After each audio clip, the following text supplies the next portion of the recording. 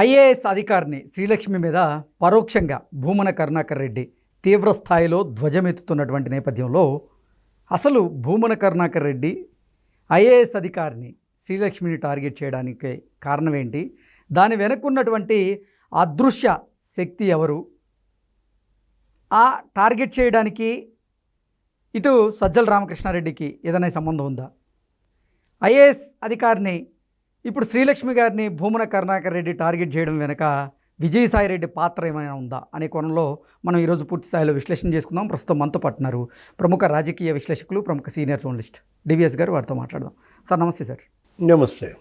IAS అధికారిని శ్రీలక్ష్మిని పరోక్షంగా ఇప్పుడు భూమన కరుణాకర్ రెడ్డి టార్గెట్ చేస్తూ ఉన్నారు. తీవ్ర స్థాయిలో ఆవిడ మీద ధ్వజమెత్తూ ఉన్నారు.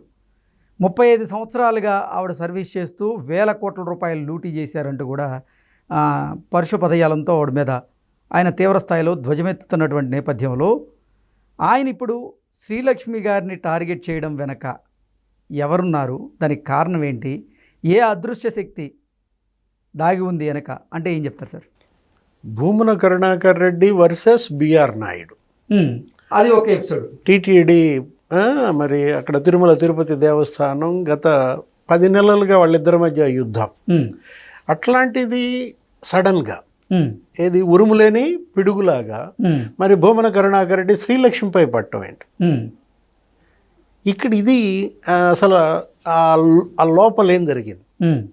అందరికీ వాళ్ళ ఆసక్తి ఏంటంటే భూమన కరుణాకర్ రెడ్డి నిజంగానే శ్రీలక్ష్మి పైన ఫైర్ అయ్యాడా, జగన్మోహన్ రెడ్డే శ్రీలక్ష్మిపైకి భూమనని ఎగదోశాడా? ఓకే, దీని వెనక జగన్మోహన్ రెడ్డి పాత్ర ఏంటి అంటే ఇప్పుడు ఐఏఎస్ అధికారిని అయినటువంటి శ్రీలక్ష్మి గారి మీద భూమన కరుణాకర్ రెడ్డి విమర్శలు చేయడం వెనక జగన్మోహన్ రెడ్డి హస్తం ఉందంటారా? జగన్ ఆజ్ఞ లేనిదే భూమన కొడతాడా? ఓకే, ఇప్పుడు ఎవరు ఆజ్ఞ లేకపోతే చీమైనా కొట్టదంటారు. ఇప్పుడు జగన్ ఆజ్ఞ లేనిదే భూమన ఎవరిని కొడతాడు? అక్కడ మనం తీసుకున్నట్లయితే జగన్మోహన్ రెడ్డే భూమన ద్వారా శ్రీలక్ష్మిపైకి ధ్వజమెత్తారు. కారణం ఏంటి సార్? ఇప్పుడు మీరు అన్నారు ఇద్దరు వీర విధేయులే అన్నారు. ఇద్దరు వీర విధేయులే కాదు, అసలు మరి భూమన కరుణాకర్ రెడ్డి జగన్కి సమీప బంధువు. వాళ్ళ తాత శిష్యుడు రాజారెడ్డి, రాజశేఖర్ రెడ్డి, మరి జగన్మోహన్ రెడ్డి. అక్కడ నీకు అర్థం అవట్లా శ్రీలక్ష్మిదేముంది? శ్రీలక్ష్మి కేవలం ఒక ఉన్నతాధికారి, మరి ఐఏఎస్, రాజశేఖర రెడ్డి హయాంలో బెనిఫిట్ పొందింది, క్విడ్ ప్రోకో జైలుకి వెళ్ళింది, అంతే కదా బంధం. జగన్మోహన్ రెడ్డి హయాంలో మళ్ళీ క్విడ్ ప్రోకో మళ్ళీ బాగానే సంపాదించుకున్నారు. ఇక్కడ సాయిరెడ్డి పాత్ర ఏంటి? మరో క్యారెక్టర్. సాయిరెడ్డి మౌనం వహిస్తున్నాడు కదా సార్ ఈ అంశం మీద. విజయసాయిరెడ్డి అప్రూవర్గా మారాడు. లిక్కర్ కేసు ఏది అదే ఇవాళ 12-13 మంది అరెస్టు. కర్త కర్మ క్రియ కేసిరెడ్డి రాజ్. ఇవాళ లిక్కర్ కేసు జగన్మోహన్ రెడ్డి మెడకు జుట్టుకున్న నేపథ్యంలో రేపో ఎల్లుండో జగన్మోహన్ రెడ్డి అరెస్ట్ అంటున్నారు, నారాయణ స్వామి అరెస్ట్ తర్వాత. అంటే ఇప్పుడు లిక్కర్ కేసులో సాయిరెడ్డి అప్రూవర్గా మారిన దీంట్లో సాయిరెడ్డికి శ్రీలక్ష్మికి ఉన్న రిలేషన్. ఎందుకంటే ఆమె ఏంటి తెలంగాణ క్యాడర్. జగన్ సీఎం అవగానే ఆమె ఏంటి ఏపీకి రావాలని చాలా ప్రయత్నించింది, రానివ్వలేదు. అలాంటి స్థితిలో సాయిరెడ్డి ఆమెను తీసుకుని ఢిల్లీ వెళ్ళడం, ఢిల్లీలో మకాం, కేంద్ర పెద్దల్ని ఒప్పించి జగన్ ద్వారా ఫోన్లు చేయించుకుని ఆమెని మరి ఏపీ క్యాడర్కి తేవడం. అంటే ఆ బంధం మామూలు బంధం కాదు. అంటే సాయిరెడ్డి శ్రీలక్ష్మి, సాయిరెడ్డి ఇన్ఫ్లుయెన్స్తో శ్రీలక్ష్మి కూడా అప్రూవర్గా మారిందా, మారుతోందా? సాయిరెడ్డి అంత డ్యామేజ్ చేశాడో రేపు శ్రీలక్ష్మి అంతకు రెట్టింపు డ్యామేజ్ చేస్తుందన్న భయంతో జగన్మోహన్ రెడ్డి భూమనని ఉసిగొల్పాడా శ్రీలక్ష్మి మీదకి? ఇక్కడ మనకి కనపడుతున్న లింకులు కనుక చూసినట్లయితే టీడీఆర్ స్కామ్, 10,000 కోట్ల స్కామ్. అది ఏది మరి పట్టణాలన్నిటిలో 74-75 పట్టణాల్లో మున్సిపల్ కార్పొరేషన్లో పెద్ద ఎత్తున జగన్మోహన్ రెడ్డి 5 ఏళ్లలో టీడీఆర్ బాండ్స్ అక్రమాలు. ఒక్క తణుకు మున్సిపాలిటీలో కారుమూరి నాగేశ్వరరావు 700 కోట్లు కొట్టారు. ఉమ్. ఎంత తణుకు మున్సిపాలిటీ? చిన్న మున్సిపాలిటీ తణుకులో టీడీఆర్ బాండ్స్ 700 కోట్లు కాజేశారు. ఉమ్. ఒక తిరుపతిలోనే భూమన అభినవ్ రెడ్డి లేకపోతే ఈ కరుణాకర్ రెడ్డి వీళ్ళ మీద 2000 కోట్లు టీడీఆర్ బాండ్స్ అవినీతికి పాల్పడ్డారని. తను ఏమంటాడు ఇప్పుడు? కరుణాకర్ రెడ్డి ప్రెస్ మీట్ పెట్టి నేను ఒక మరి వాళ్ళు రోడ్లు వేపించాను తిరుపతిలో, ఆ రోడ్లన్నిటిపైన ఆమె వసూళ్లు చేసిందంటాడు. నువ్వు ఎమ్మెల్యేగా ఉన్నప్పుడు 5 ఏళ్ళు జగన్మోహన్ రెడ్డిలో ఈ ఆరోపణలు చేయలేదే?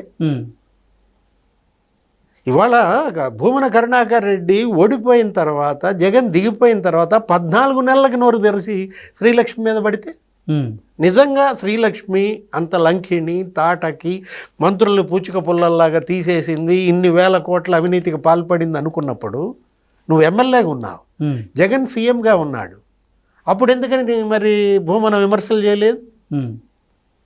అసలు ఎందుకని అడ్డం పడలేదు తెలంగాణ కేడర్ నుంచి ఏపీకి రానికుండా?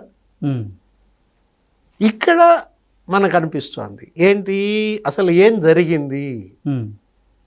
తన కొడుకుని రక్షించుకోవడానికి అసలు భూమనే అప్రూవర్గా మారుతున్నాడా? ఓకే, మరొక కోణం. ఇప్పుడు శ్రీలక్ష్మి అప్రూవర్గా మారుతోందనేది ఒక యాంగిల్.